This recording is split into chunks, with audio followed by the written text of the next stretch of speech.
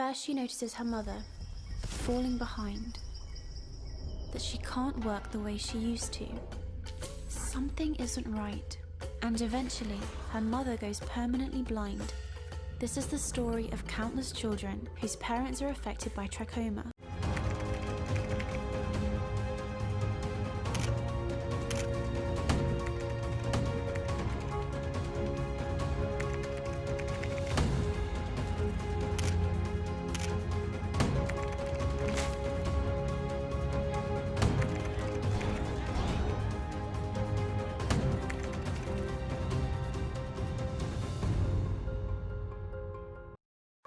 Ya, apa itu trakoma? Trakoma adalah salah satu infeksi pada mata yang disebabkan oleh bakteri Chlamydia trachomatis.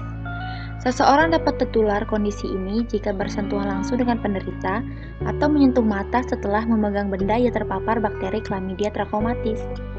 Apakah bakteri Chlamydia trachomatis itu? Chlamydia trachomatis merupakan bakteri obligat intraseluler berukuran 0,2 sampai 1 mikro dan hanya dapat berkembang biak di dalam sel eukariota.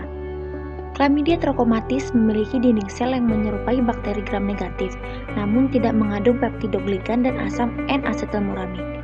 Chlamydia trachomatis hidup dengan membentuk semacam koloni atau mikrokoloni yang disebut dengan badan inklusi. Chlamydia trachomatis membelah secara binary fission atau pembelahan biner dalam badan 7,8 intrasitoplasma.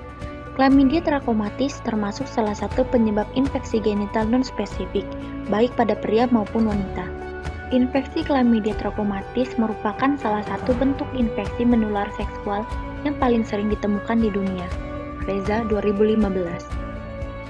Chlamydia trachomatis adalah bakteri gram negatif yang menginfeksi manusia dan terbagi menjadi 15 serotype, juga dikenal sebagai serovar.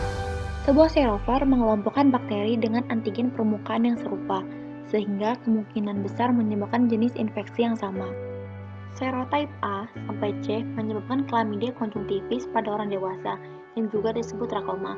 Serotype D hingga K menyebabkan infeksi genital yang disebut chlamydia. Dan yang terakhir, serotype L1, L2, dan L3 menginfeksi kelenjar getah bening menyebabkan penyakit yang disebut lymphogranuloma venereum atau LVG. Namun fokus kali ini akan membahas tentang trakoma. Trakoma adalah salah satu infeksi pada mata yang disebabkan oleh bakteri Chlamydia trachomatis serotype A sampai C. Seseorang dapat tertular kondisi ini jika bersentuhan langsung. Trakoma jika tidak diobati dapat menyebabkan komplikasi serius hingga kebutaan. Perlu diingat bahwa kebutaan yang diakibatkan oleh trakoma bersifat permanen dan tidak bisa diobati kembali.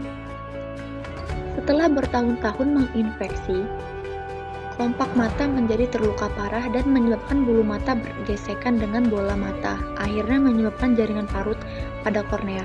Jika kondisi ini tidak diobati, dapat menyebabkan kebutaan permanen.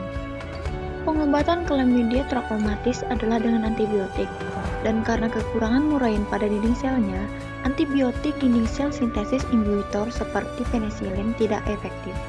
Biasanya, infeksi diobati dengan antibiotik yang menghambat sintesis protein bakteri, yang biasa berupa makrolida atau tetrasiklit.